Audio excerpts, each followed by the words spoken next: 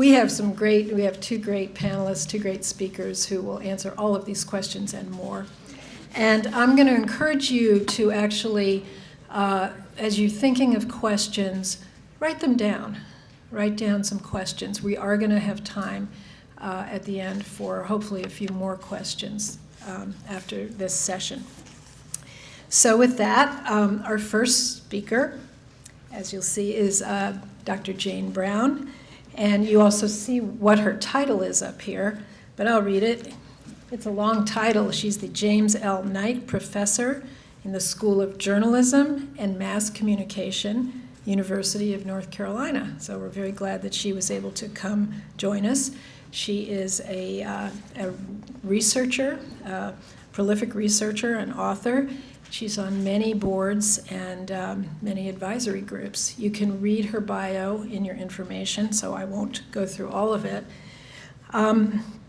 She will focus her remarks on her areas of research, media's impact on teen sexuality, on relationships, on substance use, and on other risk-taking behaviors.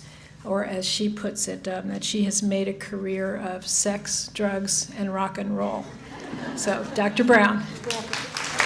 Thank you. I used to say I used to do it, now I study it. So this is my favorite age group. I love teens because they are just so ready to take on the world.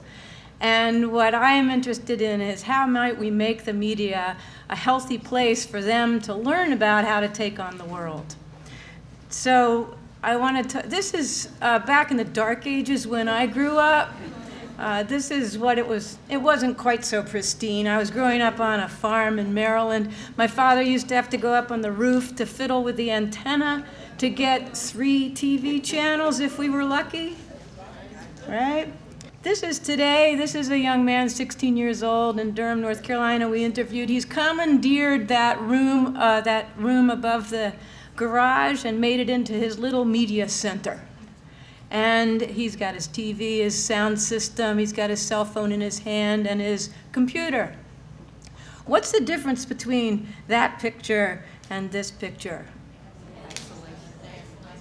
No family, right? No parents.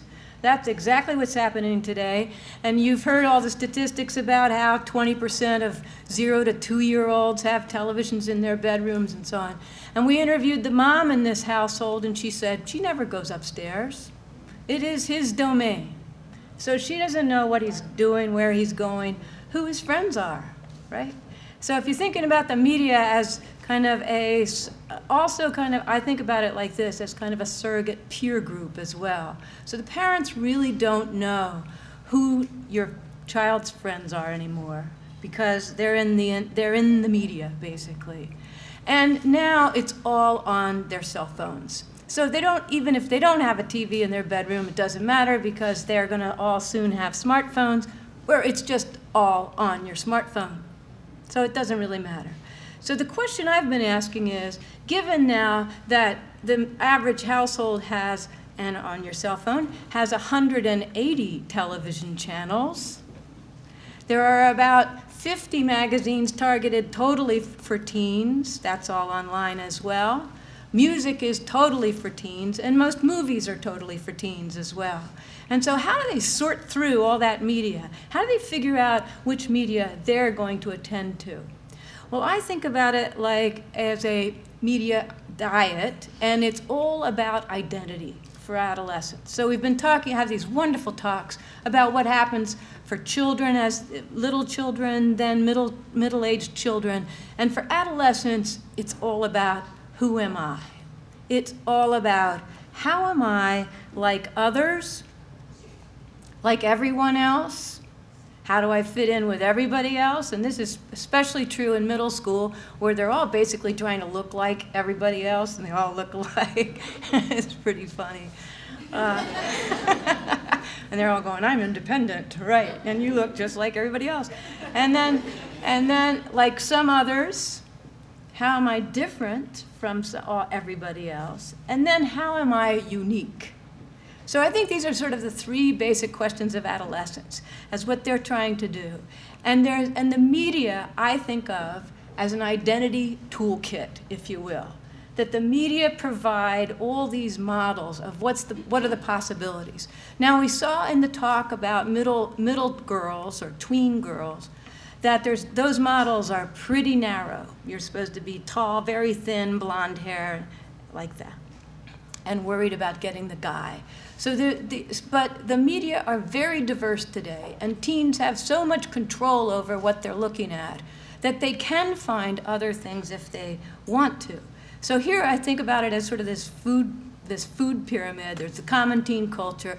Then there's all these media in between where they can find themselves. And now, with the new media, they can create their own media. Very exciting.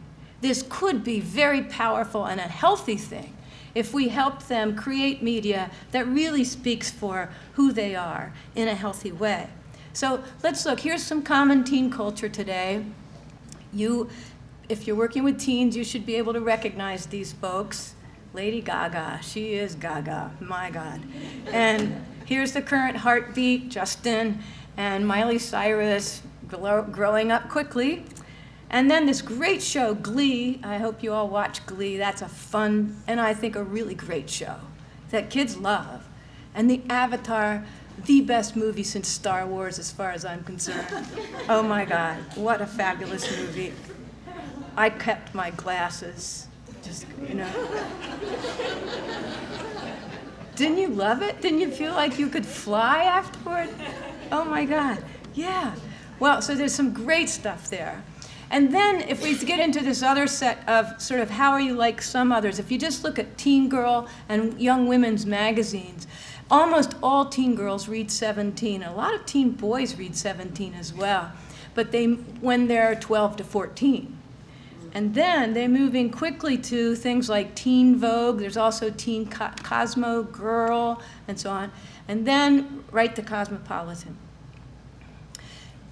Now, though, all media are what we call more fragmented now. So there's much more media available for tiny little niches of audiences. So there's even Muslim girl and Latina and Black beauty.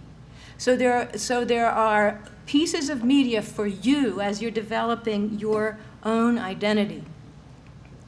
And then there are the opportunities to create something uniquely you. And this is Facebook and MySpace. And this is where teens are presenting themselves in ways you may not be happy about. So here's Catherine. She's asking, are you the one? She's 20. And then here's Kimmy Doll. Yeah. So I'm so red. It's like, yeah.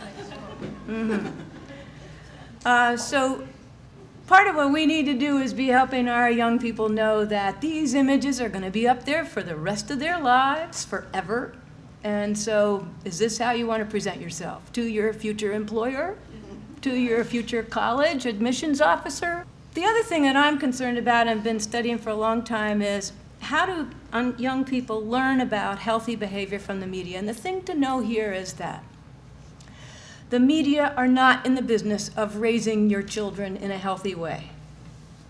I'm sorry. And I'm in the School of Journalism and Mass Communication. I am teaching the people who will produce the media in the future. Unfortunately, media are big businesses. All they're up to, all they want, are your eyeballs and ultimately your wallets. I hate to say it. But what that means then is they are not in the business of healthy education for your children. So there is some good stuff, and what we have to do as parents and educators is help our kids find the good stuff, basically. So how are we finding about health information? 2/3 of us have now gone online doing things like this. We Google our health symptoms. Okay, how many of you have done that? Yeah, okay, yeah, right, of course. And you hope you get to something